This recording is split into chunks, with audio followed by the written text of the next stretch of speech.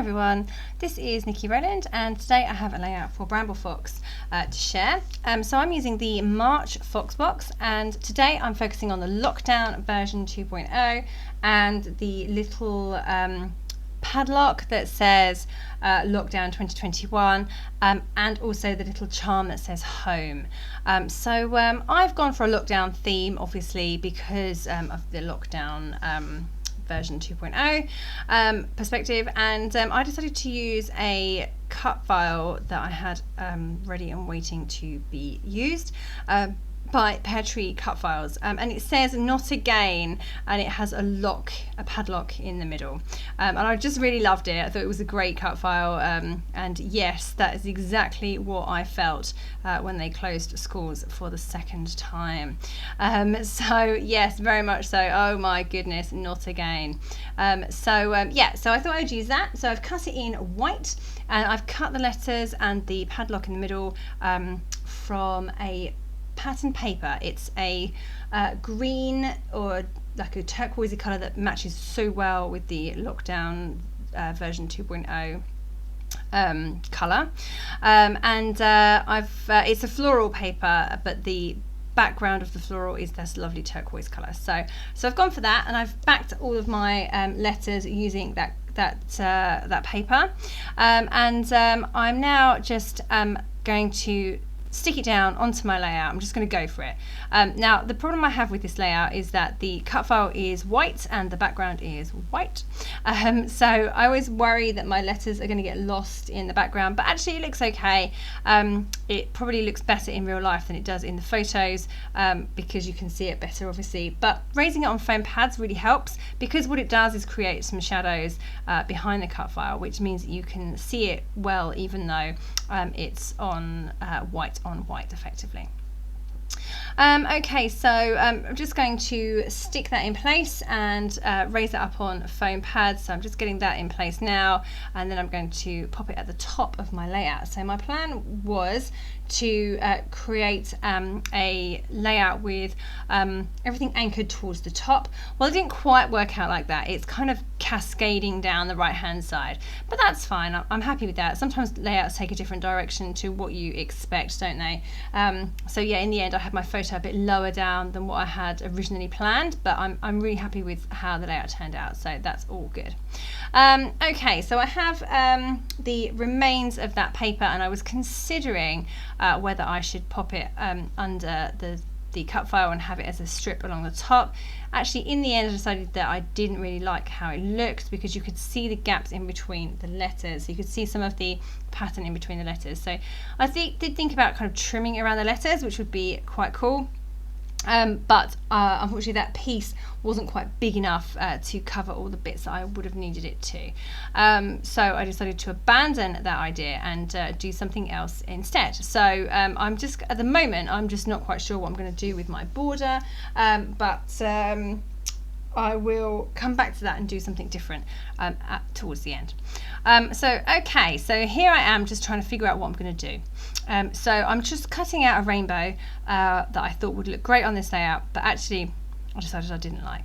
And that's purely because of the colours. So I just really loved the colours in the background paper that I've used on the letters, which is kind of like a green and purple and pink and a bit of yellow. It was kind of really fresh colours, so I decided to go with that.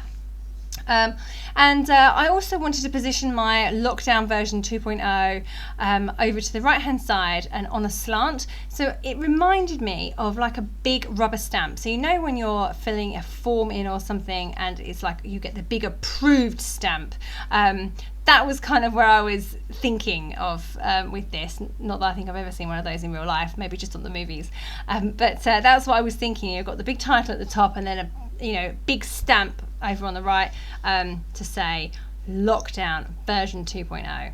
So that was where I was going with this. So I really do like how it turned out in the end. So I'm just trying to get my positioning right at the moment. So I've got a big journaling card. It's a very long one. It's a 3x8, which is probably a bit too long for this layout. So I've just trimmed it down a bit so that I still have room to write underneath, but it's not going down and stretching towards right at the bottom of the layout.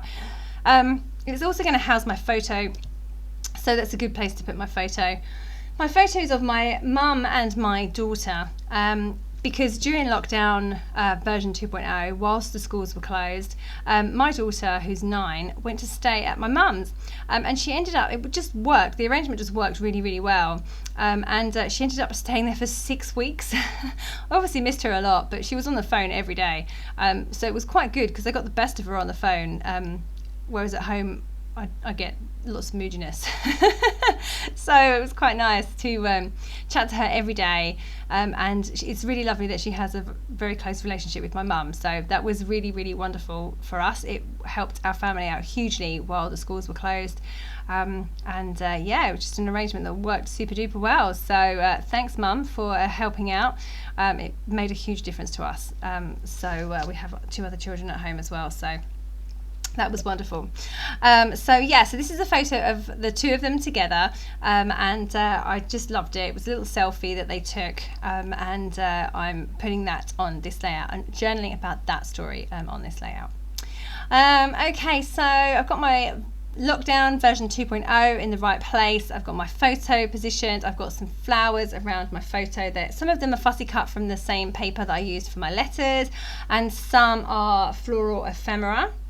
I've got some other like plant pots and bits and pieces as well, and then I found this journaling card, things are gonna be awesome, I think it says, no, going to be great, things are going to be great, and I thought that would be a really nice sentiment to put on this layout, but it was just a little bit too big and just didn't really fit, so I've abandoned that and going to use that for something else.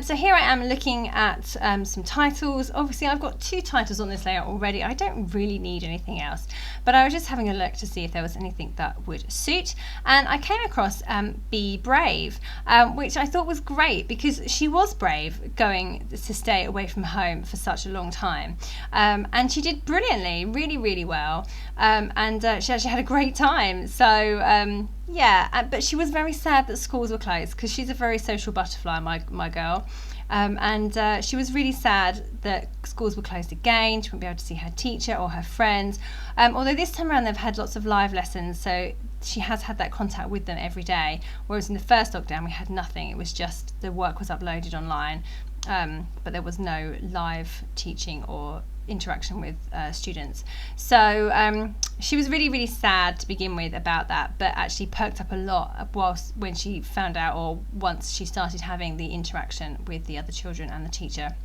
So Be Brave went really well here. I've put the word home in as well. Of course they're not at home, well, not at my home, but it was her home for 6 weeks, so I figured that the home still worked. They still weren't going out, so it definitely worked. Okay, so I just tied some gold thread through that home charm, and I'm also going to come in now with some gold thread for the padlock, and what I'm going to do with that is I'm going to hang it off of the lockdown version 2.0. So I'm going to sew it in place with gold thread, so literally just a few, it's just 1 stitch, but I've gone over it a number of times so that it's more secure, sorry. I didn't want it dangling around, so I've just stuck it in place with some glossy accents as well, so it's sewn on but also stuck in place so it doesn't move. Okay, so I'm nearly done really, but I'm just thinking about what I can do. It's very, very white at the moment, and I just wanted to bring in a bit more of that wonderful pattern, but I chopped it up because I was thinking of putting that big strip at the top, so now I didn't have a 12 by 12 border anymore. I got this big, and also out of the other border I fussy cut a flower, so it was really mutilated. I just thought I would stick a strip of paper behind the white, and then fold it down a bit. So here's that second piece of paper that's a bit mutilated. You can see that I've cut lots out of it, and I don't have a full strip that's 12 inches, so I have this big gap in the middle that you can see there, but I'm going to go with it anyway and hope for the best. And the areas where I fold up are just not going to be in the middle section, so I'm just folding those up with I've already distressed the edges, and I'm just folding those up with my thumb, and pushing it up and to reveal some of the pretty paper below. It's very subtle, it's very small and narrow, but it works. Okay, so here I am with a few sequin mixes by Spiegelmum Scraps. I have so many sequins I want to get used, so I am scattering those all over my 2 clusters either side of my photo. I have a little tiny cluster at the top on the Not Again cut file, but I'm not going to put the sequins up there because it's not a proper cluster, it's just a small little one. Sequins are going either side of the photo in a kind of like diagonal version, and I've used a few different sequin mixes to get the right colours to match my layout. So I've got some purple ones and some yellow ones and some really teeny tiny light blue ones. And all together they look really, really pretty. So I've kind of created my own sequin mix.